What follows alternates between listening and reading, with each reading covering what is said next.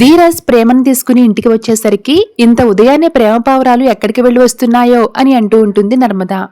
అదేంటి ప్రేమ, నువ్వు మీ ఫ్రెండ్ ఇంటికి వెళ్తున్నట్టు నర్మదా వదినకు కూడా చెప్పలేదా అని అడుగుతాడు ధీరజ్.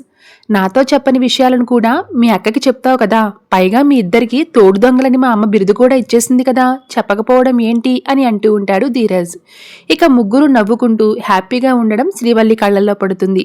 ఇక నోరెళ్లబట్టి వాళ్ళు సంతోషంగా ఉన్నారు, నేను తట్టుకోలేకపోతున్నా, వాళ్ళు నవ్వుతుంటే నా కడుపు మండిపోతుంది, వీళ్ళు ఇంత హ్యాపీగా ఉండకూడదు అంటూ చేతిలో ఉన్న బెల్ని అదే పనిగా మోగిస్తుంది శ్రీవల్లి. అబ్బా, ఈ బల్లి మళ్ళీ మొదలు పెట్టేసింది అని అనుకుంటుంది ప్రేమ. వస్తున్నాం, ఉండమ్మా, వచ్చే వరకు ఆగలేవా, చేతిలో బెల్లుంది కదా అని రిక్షా బెల్ మోగించినట్టుగా మోగిస్తూనే ఉంటావా అని అంటుంది ప్రేమ. ఏంటి వదినా ఈ బెల్ అవతారం అని ధీరజ్ అంటే, ఏదైనా అవసరం ఉంటే ఈ బెల్ మోగించమని మావయ్యగారు చెప్పారు. ఇక ఈమె చేతికి బెల్ వచ్చింది మొదలు, ఖాళీగా ఉండడం లేదు, వాయిస్తూనే ఉంది అని అంటుంది నర్మద. పెద్ద వదిన అసలే కోతి, ఆపై కళ్ళు దాగింది, దానికి కొబ్బరి చిప్ప దొరికింది అన్నట్టు సెటైరికల్గా మాట్లాడుతూ ఉంటాడు ధీరజ్.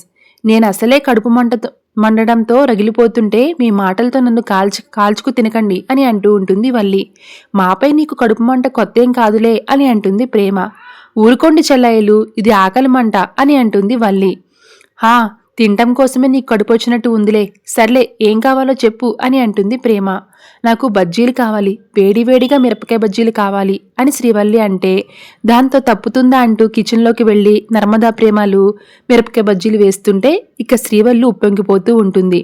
బజ్జీలు తీసుకుని బయటికి వెళ్లేసరికి అవి ఇలా ఇచ్చి, విడిచిన బట్టల్ని ఎవరు ఉతుకుతారు అంటూ ఫిట్టింగ్ పెడుతుంది శ్రీవల్లి. నేను బట్టలు ఉతికితే మావయ్య గారు మిమ్మల్ని తిడతారు, అందుకే బాధపడుతున్నా అని తెగ నటించేస్తూ ఉంటుంది వల్లి. దాంతో చచ్చినట్టు నేను ఉతుకుతానులే, కానీ ఏదైనా తేడా వస్తే అప్పుడు చూస్తావా నా విశ్వస్వరూపం అని అంటుంది ప్రేమ. హా, నువ్వు ఉతికే పనిలో ఉండు ప్రేమ చెల్లాయ్, నువ్వు వెళ్ళి స్ట్రాంగ్గా కాఫీ తీసుకుంటా నర్మదా చెల్లాయ్ అని అంటూ ఉంటుంది వల్లి.